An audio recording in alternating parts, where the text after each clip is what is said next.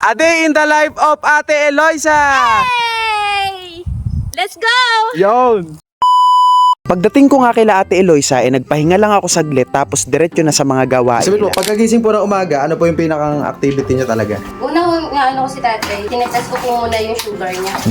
Tapos po after po nun, nagkakape, tapos maglilinis ng bahay. Tapos po, yung kambing po namin lalagay din sa sugal, tapos yung baka ganun din. Minsan, nangangawi po ako, magdidilig ng halaman. Pero yung pinakang ano niyo po, kabuhayan talaga dito, yung sa Yung palayan. sa palayan ho, mapunta ho ka ng tubigan, tapos magtatanim ng palay. Pag day na, tanim.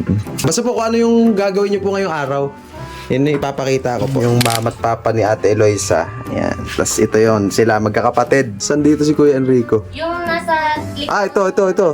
Yan, si Kuya Enrico yan. Ito po dito sa bakuran, mga ano to. mga halaman po, gulay. Tanim-tanim niyo po, are. Apo, meron pa po sa may kuko.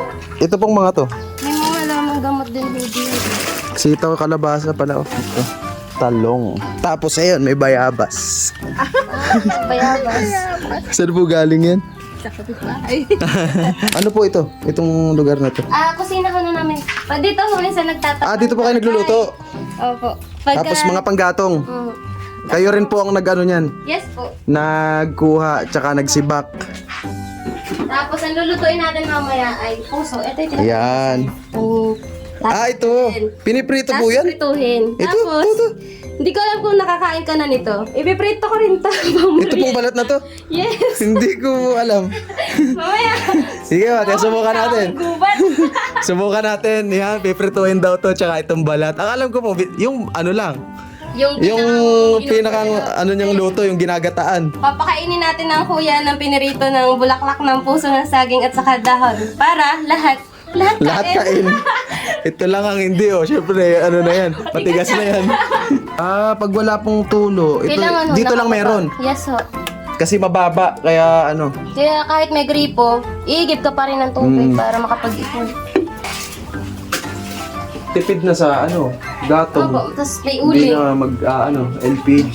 Dito po ini-stack yung mga palay. Ito na lang yung natitirang mga palay. Ano po yun, nabilad na, ibibilad pa lang.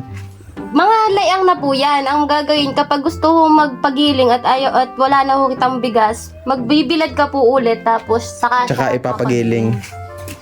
Pero nabilad na po siya. Apo.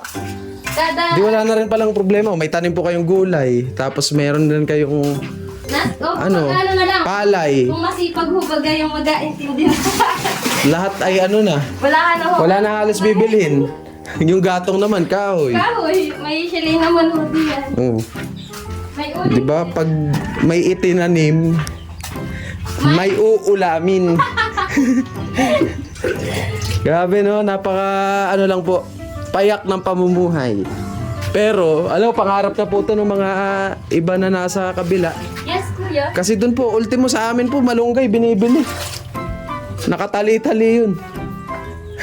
10 ang isang tali, malunggay. Eh dito, pakalat-kalat lang yung malunggay, tinatapas nga lang. Humingi ka na lang. Pati bulaklak ng kalabasa, ginugulay na rin ho namin. Oh, bulaklak ng kalabasa. Makakatry tayo ng mga kakaibang ano ngayon. Mga patay.